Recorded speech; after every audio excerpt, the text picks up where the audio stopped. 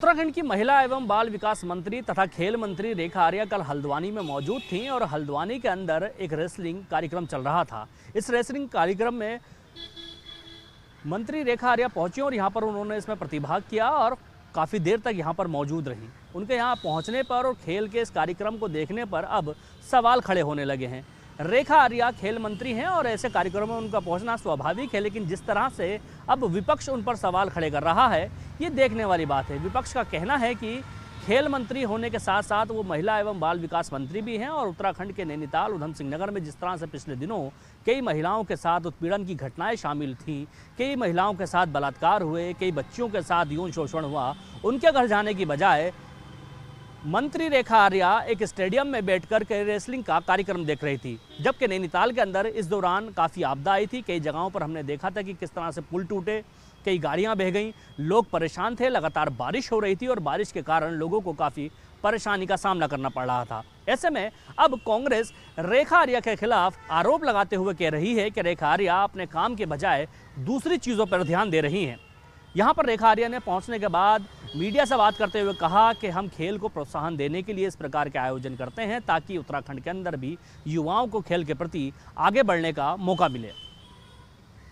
अधिकारी के साथ में लगातार वार्ता हो रही है और जिलाधिकारी आपदा के निमित्त जो है लगातार बैठ के भी और लगातार उस पर जो प्रस्ताव बनने हैं उसकी भी तैयारी है। निश्चित रूप से निरीक्षण भी किया इंटरनेशनल स्टेडियम की बात की जाए वहाँ पे देखिए आने वाले समय में स्वाभाविक रूप से उस स्टेडियम का उपयोग आने वाले समय में यूनिवर्सिटी का बहुत बड़ा हिस्सा वो बनने जा रहा है। University act, sports university act पारित हो चुका है, आप सबको संज्ञान में है, उसी का वह हिस्सा है। लैंड ट्रांसफ़र की कार्रवाई उस पर गतिमान है। हाँ, आप हम सब की यही चिंता रही है कि विगत कई वर्षों से उसका उपयोग नहीं हो पाया और आपने ये भी देखा होगा कि जिस समय मैं खेल मंत्री बनी उससे पहले स्टेडियम हैंडओवर में भी नहीं था। आप लोगों के लगातार संज्ञान में आने के बाद में उस हैंडओवर की प्रक्रिया भी हमने चालू करी और उसके बाद से लगातार ऐसा नहीं कि वहाँ पे इवेंट्स नहीं होते, वहाँ पे लगातार इवेंट्स भी होते हैं। ये ठीक है, जो लाइमलाइट के इवेंट्स में अभी जैसे हम ये रेसलिंग का देख रहे हैं, इस प्रकार के बेशक नहीं हुए होंगे, लेकिन लगातार वहाँ पे बच्चों के प्रैक्टिस, बच्चों की वहाँ पर एक्टिविटीज़ वो लगातार होते हैं। खेल महाकुंभ हमने वहाँ पर किए। आने वाले समय के लिए भी नेशनल गेम का समापन भी हम लोग यहाँ पर प्रस्तावित किए हुए हैं। तो मुझे पूरी उम्मीद है कि भविष्य में इसका यूनिवर्सिटी के रूप में भी और एक्टिविटीज के रूप में उपयोग होता है। रेसलिंग में आप शामिल होंगे क्या? वहाँ निरीक्षण करेंगे आपका प्रोग्राम? जहाँ भी पुल बने, पुल टूटे, मुझे लगता है कि आप लोग जो है स्टेडियम के परिप्रेक्ष्य में उसकी उपयोगिता को लेकर बहुत ज़्यादा चिंतित हैं। मैं आपको ईमानदारी से बता सकती हूँ कि स्टेडियम यूनिवर्सिटी का हिस्सा बनने के लिए पूरी तरीके से हो चुका है और निश्चित रूप से आने वाले समय में जब यूनिवर्सिटी का पूरा जो एक्ट पारित होने के बाद में उसकी जब पूरा ड्राफ्ट तैयार हो जाएगा, नियमावली तैयार हो जाएगी, तो आने वाले समय में मुझे लगता है कि वो भी ऐसा निरीक्षण होगा आपका। निश्चित रूप से मैं क्यों नहीं निरीक्षण करूंगी, क्यों नहीं उसका संज्ञान लूंगी। ये तो स्वाभाविक रूप से हर व्यक्ति की जिम्मेदारी है और मैं प्रभारी मंत्री होने के नाते तो मेरी तो और जिम्मेदारी है। देखिए, मैं तो मुझे बड़ा अफसोस लगता है कभी कभी ये सोच के कि महिला बाल विकास मंत्री हैं रेखा आर्या जी और वो महिलाओं के मुद्दों पे, बच्चों के मुद्दे पे कुछ बोलती नहीं है।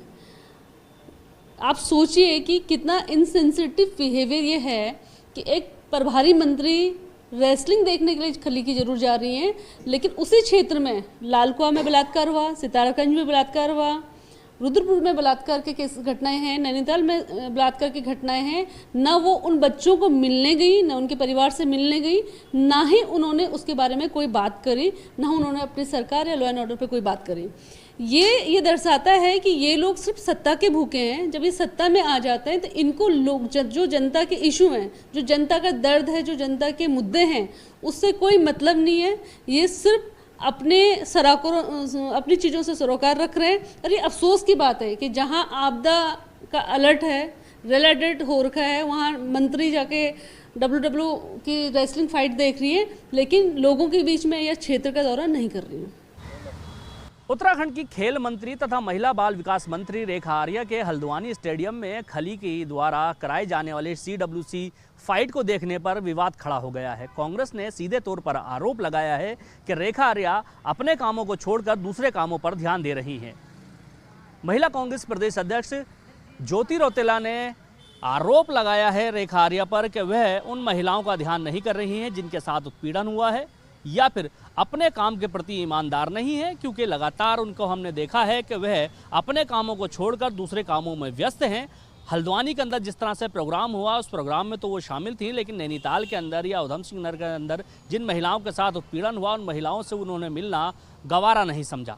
साथ ही उनका कहना था कि नैनीताल के अंदर जिस तरह से आपदा हुई थी उस आपदा के दौरान कई लोग परेशान हुए, कई परेशानियों का सामना करना पड़ा लोगों को, लेकिन रेखा आर्या ने उनका पास जाना गवारा नहीं समझा, उस आपदाग्रस्त क्षेत्र का दौरा करना गवारा नहीं समझा और स्टेडियम में बैठकर खली की फाइट देख रही थी। इसको लेकर के ज्योति रौतेला ने काफ़ी गंभीर आरोप रेखा आर्या पर लगाए हैं।